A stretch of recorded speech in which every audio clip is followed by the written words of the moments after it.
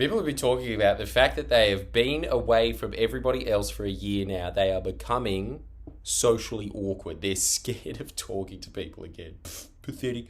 But look, I can't really help with this in that I've never really had a fear of being around people. The closest that I've ever had is sort of stage fright, but that was more again about getting it perfect. I think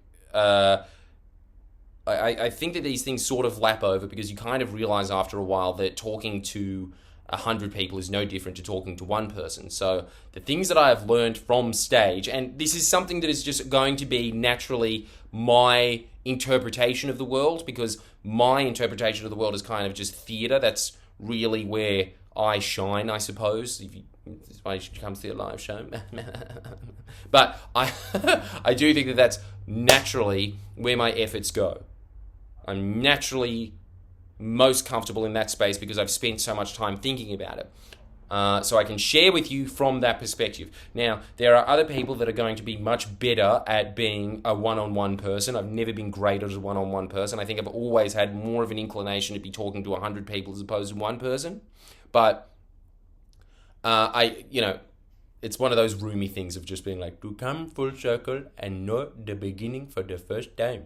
So let's talk about the beginning, which is one person, you.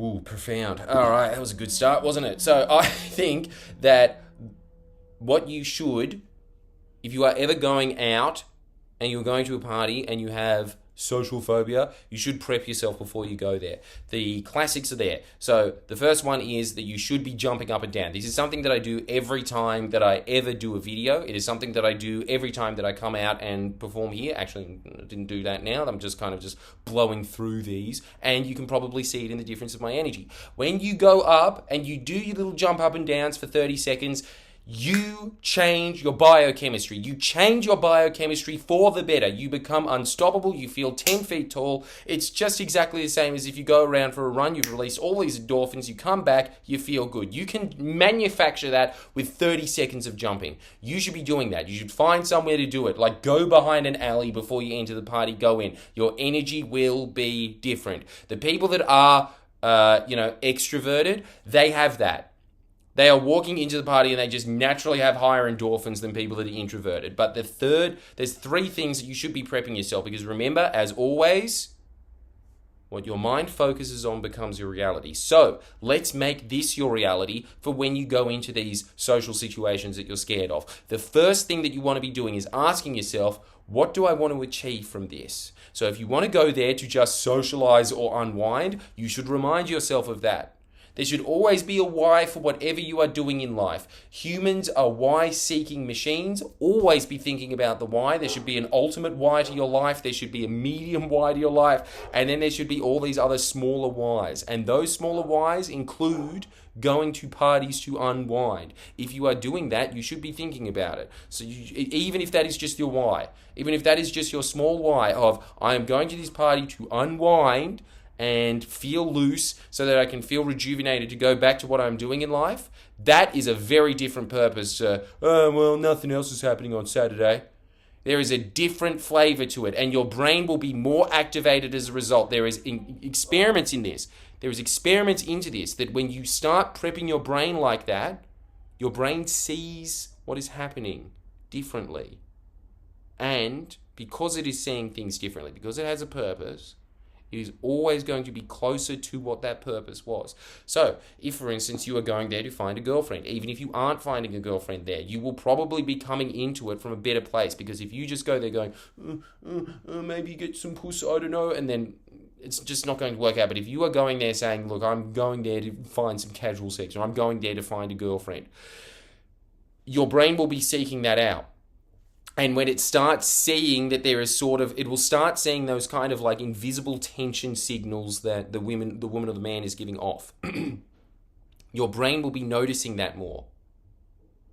Right?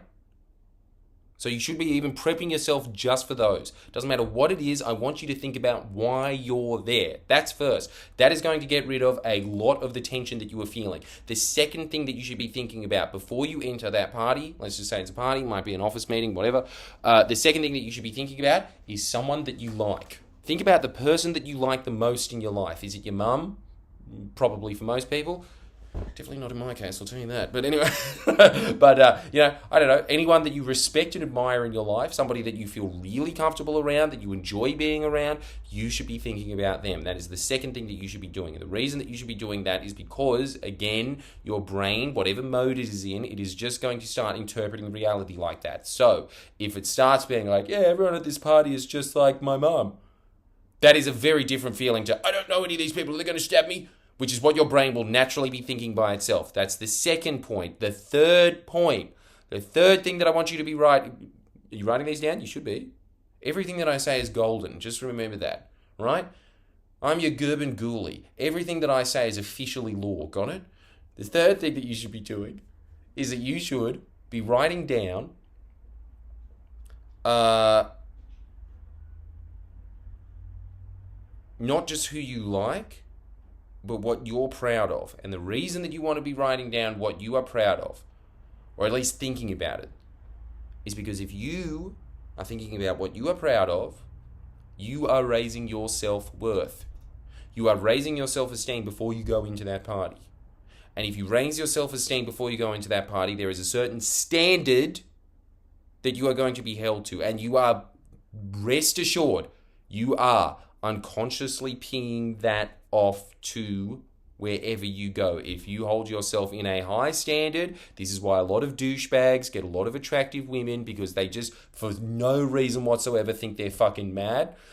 Every Brazilian I've ever met in my life, but like just found it off of nothing. They're just like, Jay, Sparty, I'm so good. Why? Because I'm not wearing a shirt? Mad, right? They've got not a penny in the bank. They've got no accomplishments to their name, but they always end up landing the women. And why? Because they are holding themselves arbitrarily to a higher standard in their head. They're not even holding themselves to a higher standard. They just have this high bearing of themselves. And so you should, the way that you move yourself up naturally, if you think that you're dog shit, which usually most people are like, I'm scared. The reason they think they're scared is like, I'm going to be exposed because people are going to know that I suck. You walk into that party and you think about yourself up here. You think about yourself up here by thinking about accomplishments in your life that you are proud of. There is definitely things that you are proud of. I don't want to hear anyone sitting there going, oh, I've got nothing. You have something. There is a mask in year 2 that you made that you thought, wow, this is slightly better than everyone else's shit mask. I want you to be thinking about that. That's how you prep your brain. Let's go through it again. This is something that I do and I practice just before I go out on stage. And every time that I don't, as I said before, I notice the difference. So first, jump around.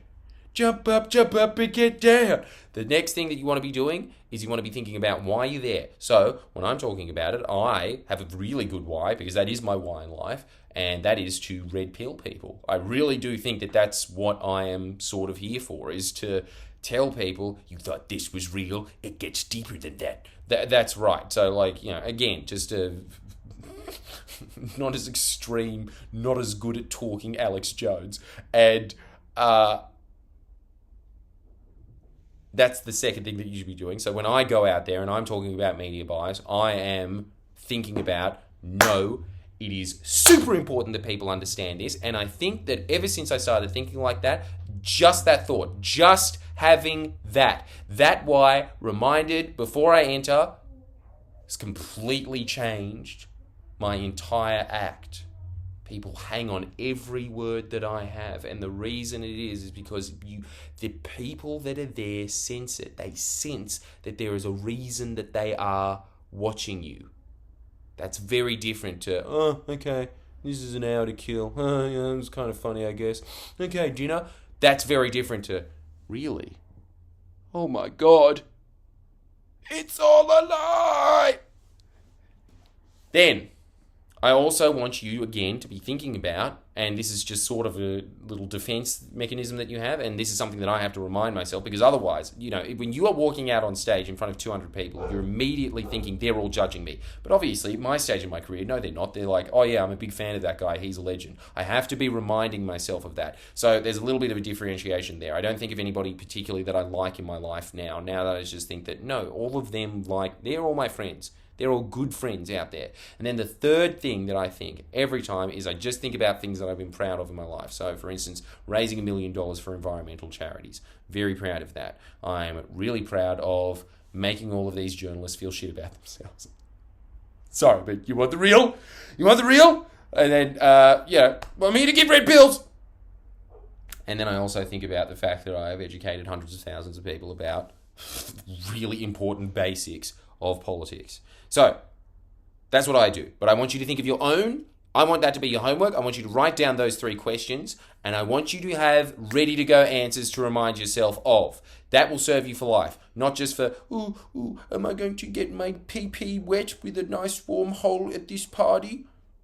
Although it will serve with that as well. So make sure that you like this. If you liked this tip, make sure that you sign up to Jordan Shanks. I have hundreds of them. I have so many of these. I have constant reminders, things that people pay hundreds, thousands, tens of thousands of dollars for, including myself. I've paid a lot of money for these, and you are getting them at a fraction of the cost, and they are things that only the top 1% of society focus on. And this is something that I want to talk about. When people always say, it's the 1%. Yeah, okay, fair enough. But you can move yourself into the 1% with these tips. See ya.